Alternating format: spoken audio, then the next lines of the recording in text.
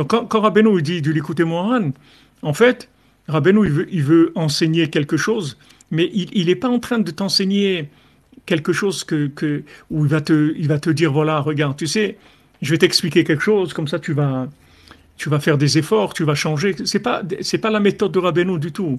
Rabbeinu, qu'est-ce qu'il fait? Il utilise le peu de, le pois chiche que tu as dans la tête pour pouvoir comprendre ce qu'il te dit, pour arriver à l'intérieur de toi-même. Maintenant, qu'est-ce qu'il prend?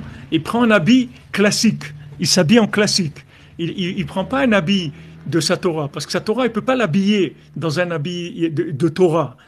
Donc, il prend de la Torah, toute la Torah, le Chumash, tout, et il utilise ça pour faire passer ce qu'il doit te faire passer. Mais lui, ce qu'il veut toucher, c'est ton nefesh, ton âme, directement. C'est à ça qu'il s'adresse. C'est pas à ton cerveau qu'après tu vas dire « Ah ouais, j'ai compris, il faut que je fasse ça, il faut que je fasse l'autre. » T'as rien compris du tout, tu vas rien comprendre du tout. Il a même pas besoin que tu comprennes, il a besoin juste que tu aies la émouna, c'est tout. Que tu saches que c'est Moshe Mashiach. Que celui qui te parle, c'est le Mashiach qui est caché. Il peut pas te parler, il peut pas dire « Je suis le Mashiach ». Il te parle de façon cachée. Mais il te parle, il parle à ton âme, il est en train d'opérer sur ton âme, et si tu restes attaché à ses enseignements, alors il va te réparer. C'est sûr qu'il va te réparer, tu vas être réparé. Voilà, Rabbeinu s'adresse à notre âme directement. Il opère sur notre âme. C'est ce qu'il dit Rav Malacham. Vous prenez si vous regardez la préface du Biur al-Ikutim, de Corvéor, du Biur al-Ikutim, vous allez voir Rav Nachman, il explique très très bien ce principe-là. C'est-à-dire c'est très profond, mais il explique très très bien. Et il te dit, c'est pour ça que en fait, il donne un exemple. Il te dit maintenant, quand tu mets les tefilines, qu'est-ce qu'il y a dans les parachutes des tefilines? Il y a écrit qu'il faut mettre les tefilines. D'accord? Toi, tu mets les tefilines. Mais maintenant, qu'est-ce qu'il y a dans les tefilines? Il faut mettre les tefilines. Donc, c'est ce qu'il fait Rabbeinu. Rabbeinu te donne maintenant un habit, et dans cet habit-là, il y a le message de ce qu'il veut de là où il te soigner, en fait. Il veut te soigner d'un problème que tu as dans le nefesh, dans l'âme. Il veut te soigner, il prend un habit, mais lui, il fait passer quelque chose qui est un médicament. Il veut pas te faire comprendre des choses ou apprendre des choses. C'est pas ça qui l'intéresse. Lui, il veut te soigner. Et il a des médicaments qui sont messianiques. Maintenant, quand Mashiach il va venir, il va mettre des vêtements messianiques aussi. Mais aujourd'hui, il n'y a pas de vêtements messianiques. Les vêtements, ils ne sont pas messianiques. Les vêtements, ils sont en standard, c'est du classique. Ce n'est pas des vêtements messianiques. Donc, lui, il fait passer le message messianique dans des vêtements normaux, classiques.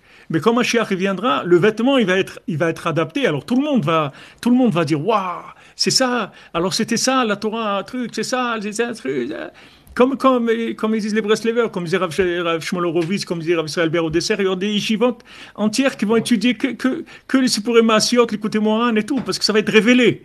Ça y est, on va aller direct au message qui est à l'intérieur. Il va être palpable, on va pouvoir le comprendre, le message qui est à l'intérieur. Tandis qu'aujourd'hui, on ne comprend rien, c'est Sipurim Maasiot. C'est une affaire, c'est une embrouille. C'est-à-dire, on fait passer c'est de la contrebande. C'est-à-dire, il te fait passer des trucs en contrebande. Parce que si c'est repéré, c'est terminé. Tu peux pas. C'est-à-dire, on peut pas. C'est impossible. Ces messages-là, on peut pas. Alors, nous, ce qu'on essaye, c'est au maximum de deviner un peu à travers le vêtement, qu'est-ce qu'il peut y avoir à l'intérieur. Un petit peu pour développer la émouna. C'est ce que Rabbi Nathan, il fait. Et qu'il explique tout le temps des choses. Il est tout le temps, pour te dire, regarde, qu'est-ce qu'il y a derrière tout ça. Regarde, mais quand tu viens, tu fais la conclusion avec Rabbi Nathan. La conclusion de tous les enseignements de Rabbi Nathan, c'est Baruch Hashem qu'on n'est pas opposé à Rabbeinu, Baruch Hashem qu'on a confiance dans Rabbeinu, et ça, il va tout réparer, il va tout faire. Tu vois qu'il passe dans quelque chose qui n'a plus rien à voir avec aucune explication de rien. C'est le Rebbe lui-même, c'est tout. Il y a rien, ça y est. Tu suis Moshe Rabbeinu, c'est tout. Et tu dis, on sort, allez, on y va, c'est tout. Le désert, les trucs, la manne, on ne sait pas, on le suit, c'est tout. On ne sait pas où il nous emmène, on le suit. Donc, tu vois, Rabbi Nathan, il arrive toujours à cette conclusion-là. Il finit pas par des conclusions de logique. Il finit toujours par la conclusion de Emouna que maintenant le tzaddik qui te... Donc, celui qui n'a pas la Emouna, ça s'ouvre pas à ce qu'il y a dedans. Parce que la seule façon d'ouvrir, c'est d'avoir la Emouna. C'est-à-dire, tu as confiance que maintenant, c'est le message du Mashiach. Maintenant, si quelqu'un vient devant toi et te dit, écoute, je suis le Mashiach, écoute-moi bien. Il va te dire des choses. Maintenant, tu vas te casser la tête, tu vas dire, attends, il m'a dit ça et ça et ça. Mais ça veut dire qu'est-ce que ça veut dire ça? Tu vas chercher, parce que tu sais que c'est un message du Mashiach. Tu ne vas pas le prendre comme quelqu'un qui te raconte un truc ou qui t'enseigne. Tu sais que c'est le Mashiach qui parle. Donc Rabbeinu dit, avant que tu commences, c'est un des klalim qui dit Rabbi Nachman d'étudier le côté moral, avant que tu commences, il faut que tu saches c'est Moshe Mashiach. C'est-à-dire celui qui te parle, c'est Moshe Mashiach.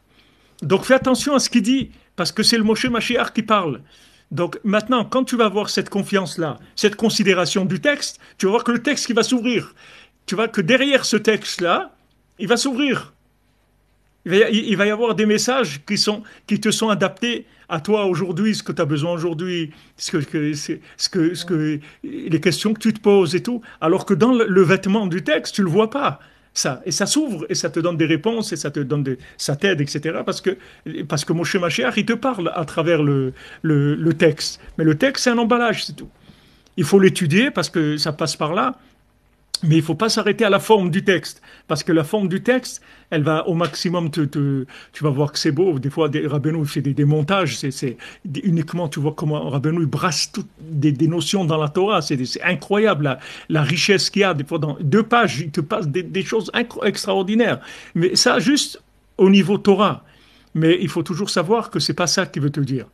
Il veut te dire autre chose que ce que tu vois dans le texte. C'est vrai que tu es en train d'étudier, voilà, ça c'est ça.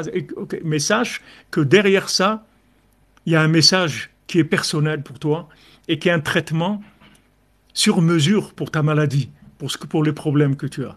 Il va te soigner, il va te connecter avec Hachem à travers son enseignement. Il ne veut pas t'apprendre des choses. Prenez, ça c'est fondamental dans l'étude de la Torah de Rabbeinu. Si vous ne savez pas ça, alors, c'est mignon, c'est-à-dire vous étudiez, c'est même beau, il y a des chidushim extraordinaires et tout. Mais comme étudier Rabbi Nathan, si c'est ça que tu cherches, laisse tomber. Il y a beaucoup de livres et il y a des trucs qui jonglent avec des notions, des compréhensions et tout, il y en a plein. Nous, c'est un médicament qu'on cherche. Il y a une différence où aller faire une dégustation dans un restaurant, comment on dit ça hein? Gastronomique. Voilà, Khazak.